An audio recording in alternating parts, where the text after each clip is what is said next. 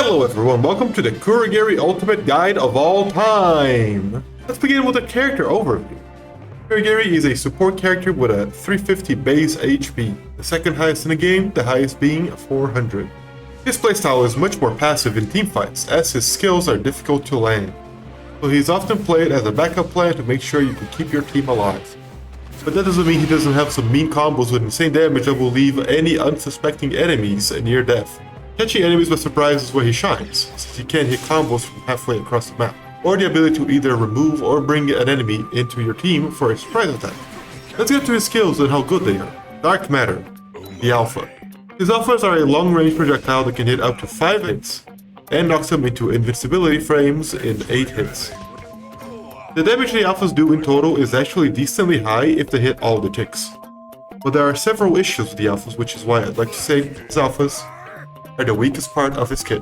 First being, the alphas are incredibly easy to dodge, and even if you hit someone directly, if they are moving or using any movement skill, the vortex stays in place, making so they barely take any damage. The second issue is that his alphas spawn from his legs, and not his hands, making so they get caught in several slopes and corners. The third issue is that if you angle the alphas at all, it makes it even harder for the extra ticks to hit, making them even easier to avoid as they will go into the floor.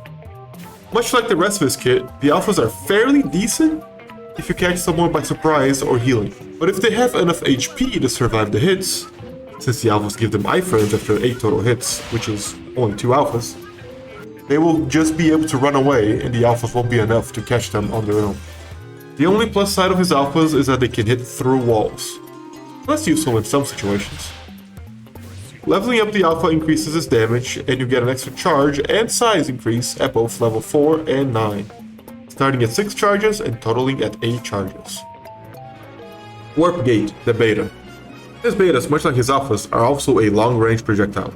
If you simply tap the beta button, it'll shoot a portal towards the location you are aiming at, and stopping when it reaches its minimum range, or if it hits any walls. Once it does so, another portal is placed either in front of you or somewhere near you if there's any wall in the way, connecting both of the portals. After such, you and your team can traverse between them until they phase out after 10 seconds. You can tell time is running out when you notice the portal shrink a little bit. However, enemies can also take the portals. Once they do, they get hit with a slight stagger and the portal disappears after a second. Multiple enemies can enter the portal at the same time if they jump together, since the portal doesn't disappear right away. In case enemies are chasing you through your portals, one thing you can attempt to do is place a second set of portals, as doing so will make the original set disappear, stopping any oncoming chasers from coming in. I like calling this closing the door behind you. That's the simple use of portals. However, what I didn't tell you yet is that there's a second use for portals. The long press beta.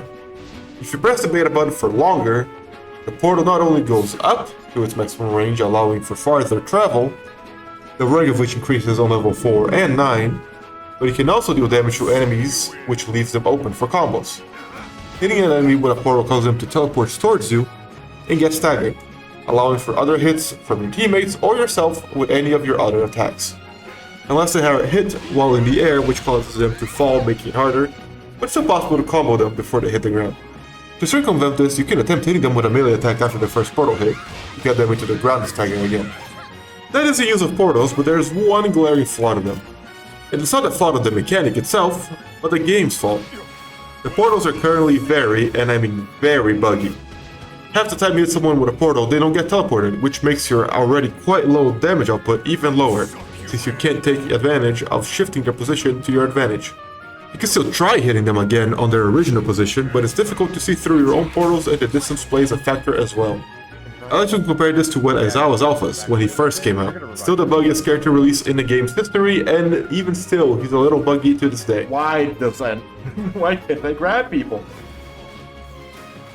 Why can't they grab people? That got picked up over here. Broken Dever shield. I can't grab anyone. He's down, he's down. You can only hope they fix this issue sooner rather than later. As mentioned before, he gets extra range with his portals to level 4 and 9, accompanied with a reload boost. And at level 7, he gets an extra charge of the portal totaling 3. And I'm really sad that projectiles don't go through portals. That would be so cool. Shadowhawk, the Gamma. The Gamma is my favorite move in this kit. Essentially what it does is it creates a drone that you control remotely from your body. It now allows you to shoot both alphas and betas through it, and you can also teleport to his location by repressing the Gamma button. You can also cancel the skill and return to your original body by holding down the Gamma button. While in the Gamma, your main body has armor as to minimize the chances of you being interrupted, but that doesn't mean you can't be interrupted with enough knockdown or grabs. And if you use your Gamma in the air, you remain airborne, but do fall very, very slowly. You can also be interrupted if they shoot a Gamma out of the sky with any projectiles. Each action you do while in the Gamma doesn't consume a charge of your original skill, but from the Gamma itself. The Gamma starts with 100% charge, and when you do use it, you will use 4%, and then the drone is available. The skill itself then gets drained over time for a total of 30 seconds if you do not use any abilities. Shooting an alpha consumes 50% of the charge per shot, the beta consumes 50% per shot, and teleporting with the Gamma consumes 35%. The cost of the skills gets reduced by reaching certain levels. However, the initial cost and the timer remain the same.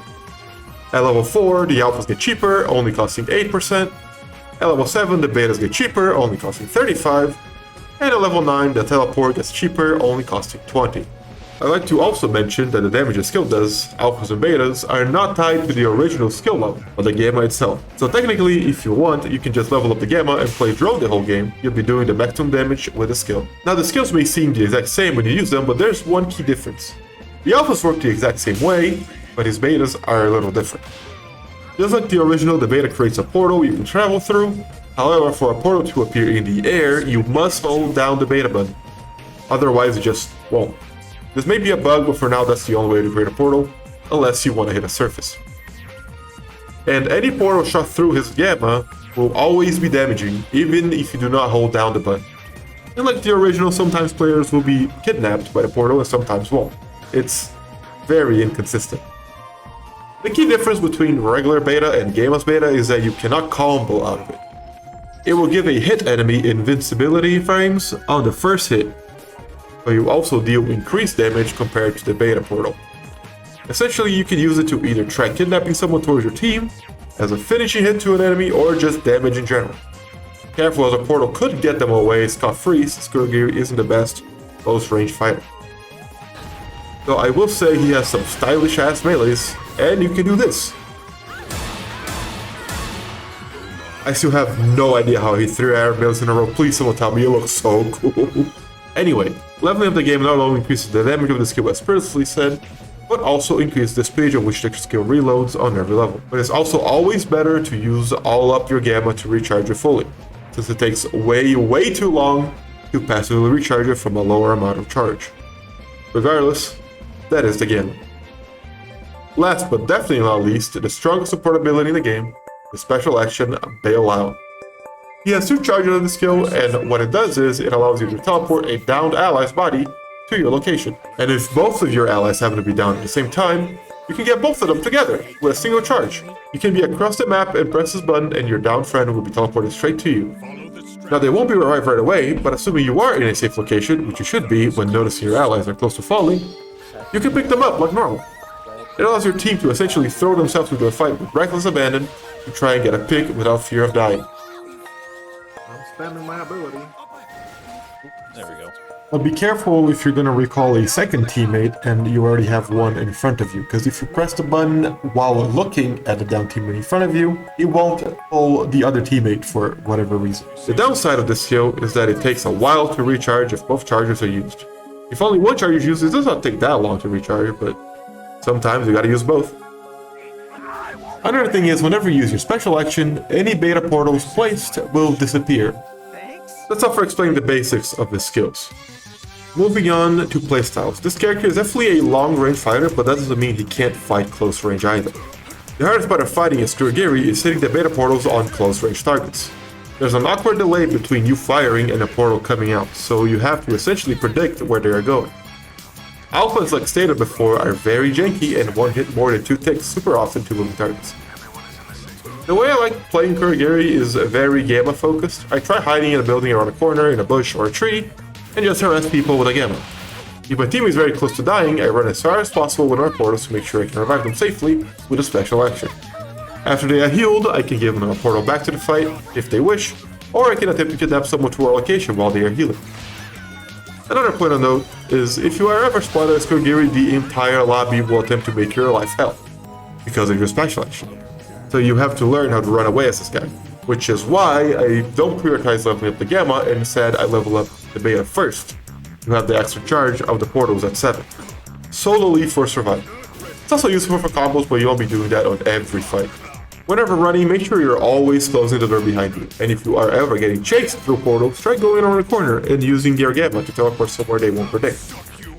Just like in any competitive game, being unpredictable with your movement is the only way you really can escape or survive situations.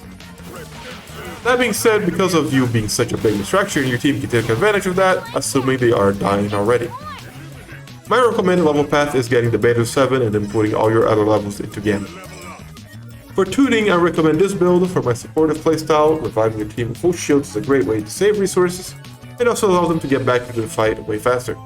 Also, Quota Finder for Kurogiri is really good since you can travel the map really fast. Just be careful of other Quota Finder players, since they may be there to stop you or outright kill you since you would be away from your team. Now let's talk about combos. For the sake of simplicity, I'll be doing this at max levels, but you can do simpler versions on lower levels. His highest damaging combo by far, and the one I use the most, is his 3 betas into his Gamma Beta. By itself with no additions or reductions, it does 435 damage total, which leaves any character more or less halfway through their green HP. If you have 2 red cards active, you can actually one-shot 250 HP characters. This will be doing over 500 damage total. You can also start the combo with melees, making it easier to confirm close-range portal hits, limiting your portals to 3 instead of 4, depending on how many melees you hit anyway. That's as deep as his combos go. You can throw an alpha in the middle of it if you don't have portals and such, but that will cause the combo to deal less damage and end early. Now let's talk about niche interactions. His Gamma Beta portal, it hit multiple enemies but not his regular Beta portal. Allies can crawl through your portal, so if you don't want to waste a special action, you can be ready to warp them away after get down if you aim it correctly. But also be sure to close the portal so enemies don't chase after them. Portals can go through shields if they are damaging, but they can go through if they're not damaging. Tuning that increases the damage of the Gamma does not increase the damage of the Gamma for Kurogiri at all. You cannot warp people with your special action if they are being grabbed or carried by an ally. You can warp people when they are opening chests so they can open them safely. I call this the Wi-Fi chest. Enemies can super armor through your portal and they won't be staggered. Same as armor, Mirio can go through your portal while permeating without any consequence. You can ultimately execute downed bodies by spamming beta while in your Gamma. For some reason, you can do this. You can do that to giant mt.ladies as well, to do immense damage and knocking them out of giant near instantly. If you are next to a wall and use your Gamma Beta portal, you might teleport yourself without meaning to. Careful. Rush Shigaraki Beta and any other AoE attacks will destroy your Gamma, but not Alpha 1's Gamma. In Final Circle, something you can do is portal up to the top of the skybox and use your Gamma to attack people, since when in your Gamma, you fall very slowly. Careful though, because currently there is a bug where you just get stuck in the skybox. Hooray. You can go into a portal drinking a healing potion, so in a Final Circle situations you can set up a portal deep in Storm and drink a team heal more or less safely. You can also move your Gamma up and down really fast if you're holding the direction and then also holding your jump button, or moving down and holding your crouch button, making it so you can move vertically much faster than you can horizontally. And that's it.